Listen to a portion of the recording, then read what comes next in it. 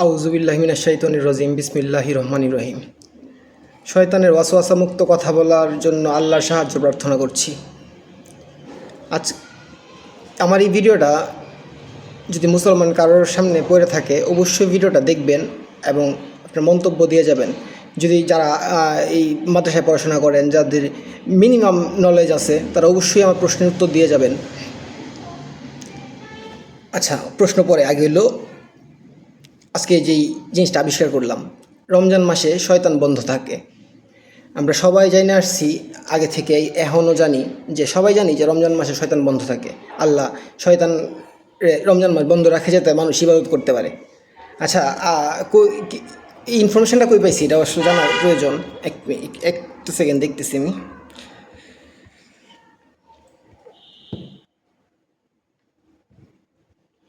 রমজান মাসে শয়তান বন্ধ থাকে, এই তথ্য কোথা থেকে নেওয়া?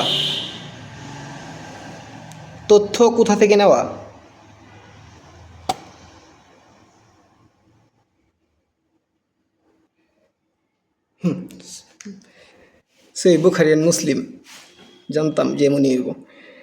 আচ্ছা, এর একটা হাদিসের ভিত্তিতে আমরা জানি যে রমজান মাসে শয়তান বন্ধ থাকে। হাদিসটা হইল,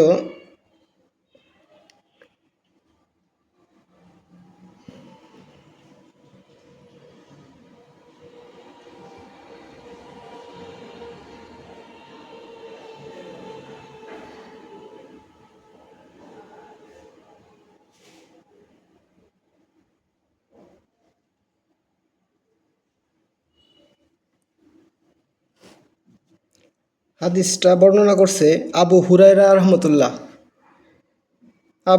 রহমতুল্লাহ হইতে বর্ণিত। এই হাদিসে বলা হয়েছে, রমজান মাস শুরু হলে জান্নাতের দরজাগুলো খুলে দেওয়া হয়, জাহান্নামের দরজাগুলো বন্ধ করে দেওয়া হয় এবং শয়তানদের শিকলে বেঁধে রাখা হয়। মানে বুখারী এবং মুসলিম ওনাদের মতেই বলবো, কারণ ওনারা যখন ওনাদের কিতাবে লিখছে যে রমজান মাসে আল্লাহ জান্নাতের দরজা খুলে দেয়, জাহান্নামের দরজা বন্ধ করে দেয়, আর শয়তানকে শিকড়ে তালাবদ্ধ করে রাখে আর কি। আচ্ছা, আমরাও এটা জানতাম। আমিও ছোটোবেলা এটাই আমার ভয় কাটাইছে। আমি এটা ভাবতাম যে শয়তান যদি বন্ধ থাকে রমজান মাসে, আমি আবার দোকান থেকে আসতাম রাত্র কইরা, তখন শয়তান যখন বন্ধ আসছে তো কোনো সমস্যা নাই, তখন আমি আবার একটা দুইটার সময় একে কাইটাই আইসা পড়তাম ছোটোবেলা। তখন এই ভয়টা আসলে কেটে গেছে। তারপরে আস্তে আস্তে দেখি তো কোনো সমস্যা নাই, পরে আমি আসলে একটা দুইটার সময় আসতেই পারি। মানে আমার ভয়টা কাটাই দিছে এই কথাটায়। আচ্ছা, এখন শয়তান মাসে কি রমজান মাসে কি শয়তান আসলেই বন্ধ থাকে? এই বিষয়টা আমরা একটু কোরআন থেকে দেখি। কোরআনের সূরা আল আরাফ,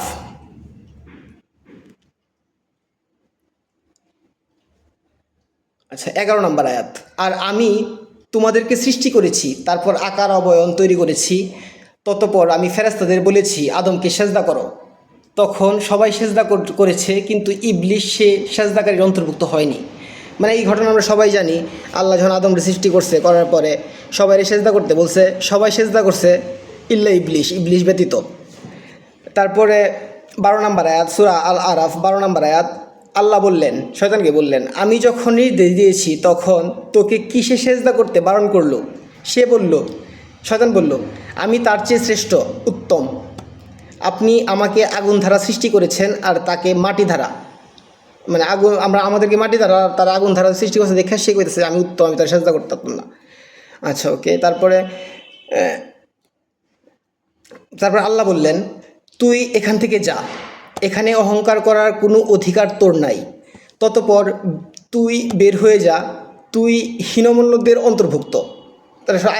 আল্লাহ শয়তান রে বের করে দিতেছে আর কি।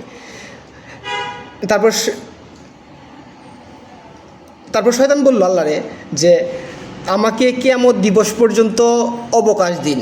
অবকাশ শব্দের অর্থ হইল, ইংলিশে হইল রিলিজ, বাংলায় হইল অবকাশ বা ছাড় দেওয়া। শয়তান আল্লাহর কাছে সময় চাইছে কিয়ামত দিবস পর্যন্ত। তারপরে আল্লাহ বলল যে তোকে সময় দেওয়া হলো। এই ঘটনার পরে সেজদা যখন সে করলো না, সেই জন্য অহংকার করলো। অহংকার করার পরে সে আল্লাহ যখন তারা বের করে দিতেছে, তখন আল্লাহর কাছে সে একটা জিনিস চাইছে, সেটা হলো সময়। কিয়ামত দিবস পর্যন্ত অবকাশ বা সময় চাইছে সে। আল্লাহ বলল তোকে সময় দেওয়া হলো। আল্লাহ যদি কাউকে সময় দিয়ে দেয় কিয়ামত দিবস পর্যন্ত, তাহলে কি প্রতি বছর 1 মাস করে নিয়ে নিতে পারবো আবার? মানে অবকাশ শব্দের অর্থ হলো ছাড় দেওয়া। আল্লাহ যদি কিয়ামত দিবস পর্যন্ত শয়তানকে ছাড় দেয়, তাহলে কি আবার প্রতি বছরে 1 মাস করে নিয়ে নিতে পারে? এক বছরের 1 মাস মানে কি? 12-এর 1 ভাগ। একটা বছরের 12 ভাগ করলে এর 1 ভাগ কি আল্লাহ নিয়ে নিতে পারবে? বা পারবে, কিন্তু আল্লাহ কি নিবে নাকি? আল্লাহ যদি কাউরে কিয়ামত দিবস পর্যন্ত অবকাশ দেয়, দেওয়ার পরে কি সে আবার 1 মাস করে প্রতি বছর নিয়ে নিতে পারবে বা নিবে? এটা হলো প্রশ্ন। তাহলে এই ধরনের আমরা হাদিস শুনি নাই, আসলে আমাদের নবী হযরত মুহাম্মদ সাল্লাল্লাহু আলাইহি ওয়াসাল্লাম কি বলেছেন না বলেন নাই, এরা যাচাই বাছাই করার তো কোনো সিস্টেম এখন নাই। মানে এই আসলে কোরআনের এগেনস্টে গিয়ে যদি কোনো হাদিস মানতে হয় বা আমরা মানি, তাহলে এটা তো একদম অন্যায় হবে।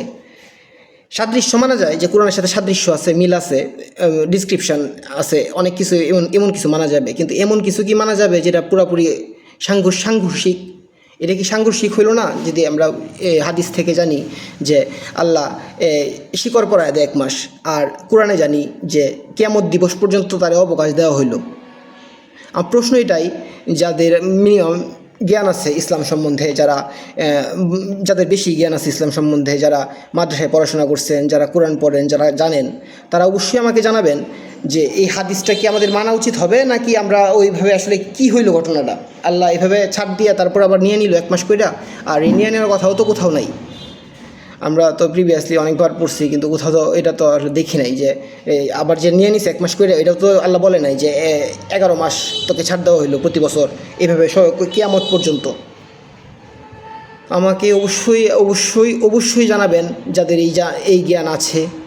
আর যারা আমার অনেক ফ্রেন্ড সার্কেল মনে করে আমি কি পাগল হয়ে গেছি, আসলে ওদেরকে বলতে চাই যে আমাদের হযরত মুহাম্মদ সাল্লাল্লাহু আলাইহি ওয়াসাল্লাম যখন নবী হিসেবে নিজেকে দাবি করেছিল, তখন তাকেও মানুষ পাগল বলছিল। মানে আল্লাহ যারা প্রেরণ করছে তারাও মানুষ পাগল কইছি, তো সবাইরে আসলে পাগল বলা উচিত না। একটু আল্লাহ যেহেতু মাথা দিয়েছে, মাথা খাটানো অবশ্যই সকল মানুষের কর্তব্য, দায়িত্ব, সকল কিছু। এখন এমন একটা বিষয় যে আল্লাহ তারে ছাড় দিয়ে দিছে, দেওয়ার পরে আবার ছাড় নিয়ে নিতে পারবে নাকি, আবার তারে শিকড়বদ্ধ করতে পারবে নাকি, এটা আসলে আমার এটা মাথায় কাজ করতেছে না, বুঝতেছি না আমি। যদি কারোর জানা থাকে বিষয়টা, বা আপনার জানা নাই কিন্তু আপনার এমন কারো জানা আছে যে যার জানা আছে তার কাছে জানিয়ে হইলেও আমাকে জানাবেন, জানাইলে আমি উপকৃত হব। ধন্যবাদ সবাইরে।